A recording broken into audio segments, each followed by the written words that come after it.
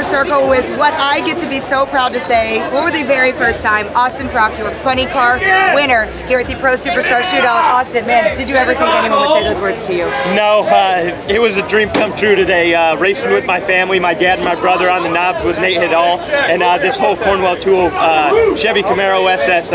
Dream come true, and just proud to be behind the wheel and get it done for them. You know, this car's a race-winning car, and they threw me in the seat, and it did just the same thing as Robert Height. So great day.